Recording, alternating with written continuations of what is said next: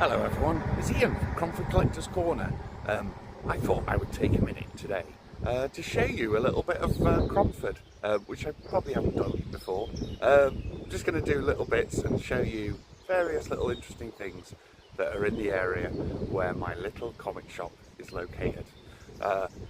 Cromford is part of a UNESCO World Heritage Site. This, just on the outskirts of Cromford, is Masson Mill, built by Richard Arkwright in 1783 with later adaptations. While the mill is currently empty, it is, I believe, one of the only hydro-powered mills, cotton mills, still to survive. I'm now just on the other side of Masson Mill, and you can just make out the cliffs there. Keep going along there, you get to Matlock Bath and High Tor, which is an enormous cliff. This is just so you know, part of my walk to work. It's down by the river here, which obviously powered the mills, and I'll show you another mill in a minute. This, my friends, is Church Walk, which takes us down to the church that Arkwright built.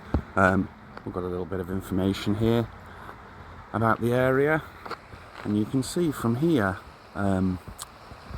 the lovely Wellesley Castle, which was built, I think, again in a similar period to Masson Mills, 1780, 1782.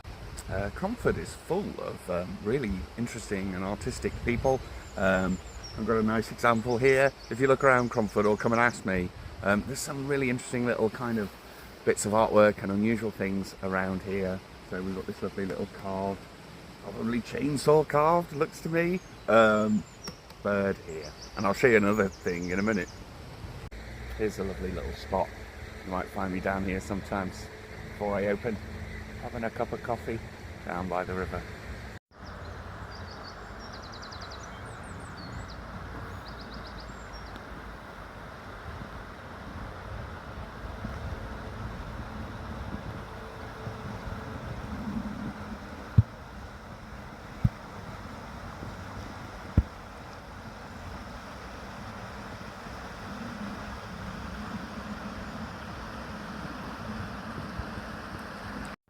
Another little bit of artwork for you here. These carved houses, again, down by the church. So this is St Mary's Church, which I think was built by Arkwright's son. Interestingly, we've got a bit of information here. There's a picture there of a watercolour of Cromford in 1786, which shows some of the smelting mills which no longer survive. In this little spot in the corner of the churchyard, we've got some of the graves of Arkwright's descendants and family. I don't think Richard Arkwright himself is buried here, but this will be some of his descendants who carried on the tradition of industrialisation in the area for at least 2 generations. This is the beginning of Cromford Canal, which if you walk all the way along it, can take you down to Derby. Here's a little spot that always reminds me of, what's it called? The Doctor Who, when they go in the 5 Doctors, when they go to the really tranquil place, it says it's Halfman's Bath. That little bit particularly, for some reason, always makes me think of that. We're just walking up the road here to Arkwright's mill, and when I say his mill, this is his original mill, which was built in 1771. It's absolutely enormous. And would have had hundreds of people working here. Interestingly, a few years ago, my dad did our family tree, and I found out that a member of my family had moved here around this time to work in Cromford, which I can only assume was to work for Arkwright. I'll show you the inside in a sec. This is Cromford Mill.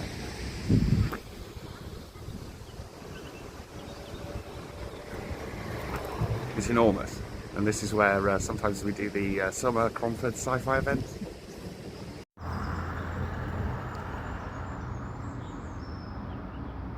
Here's the thing for you. That house up there with the big window, I don't know if you can see it, but I was always told that that used to be Arkwright's room, and he had it there so that he can look down into the mill, which is here, and make sure everyone was working.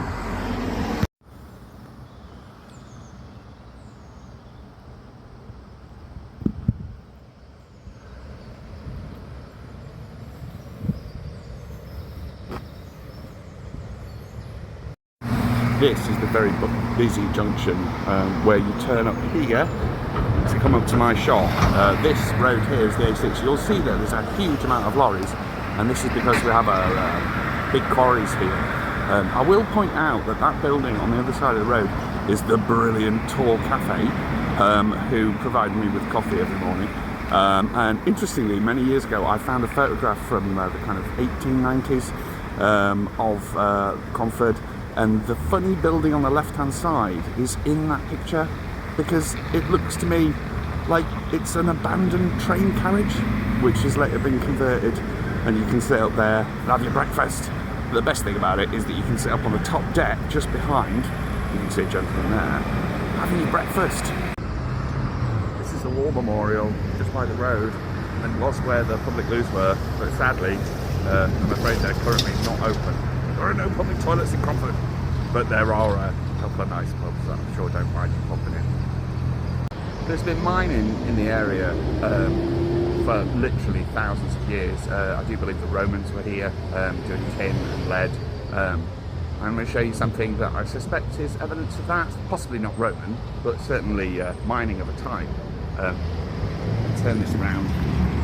We've got a series of little caves here, just behind the community centre, next to the main road in Cromford. I'm not going to go on about too much about other shops that are in Cromford, but if you get a chance, this is Taylor Wilde Chocolatiers. Yeah, wow. White chocolate and champagne. You won't regret it. And next door to there is Parky's Eatery, which is a lovely restaurant with a great reputation. And yeah. So this is the marketplace, and we'll come back here shortly because this is where I'm located. But that is the Greyhound, the hotel. Again, I've been built by Arkwright II, and we've got some quite old buildings here.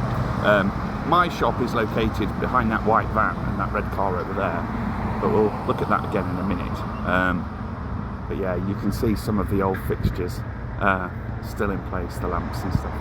It's very loud by the road here, so sorry about that. I'm going to show you Arkwright store, and the reason I'll show you that is basically the shop for anything in Cromford. Arkwright store were brilliant to me in a difficult time in my life. They helped me out, and I worked there for quite a bit, making sandwiches and stuff, and they allowed me to go part-time when I was building up to running the business. So thank you so much, Arkwright store.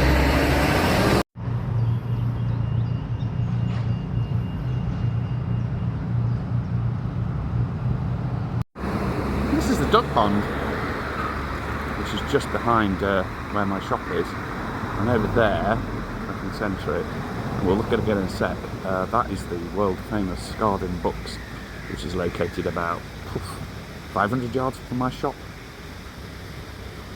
There it goes.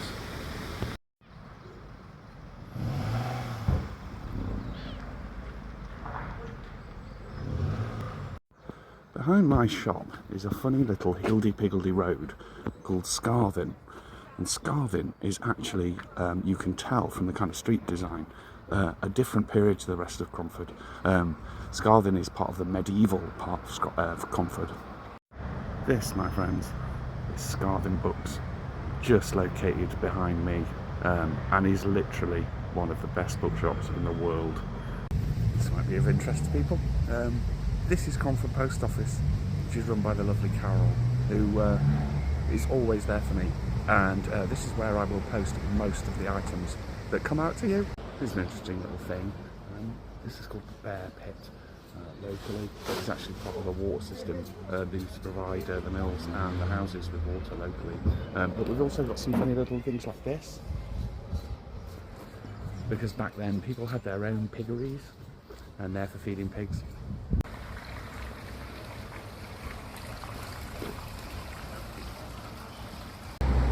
So here we are again, guys, back in the marketplace in Cromford, just in front of my little shop.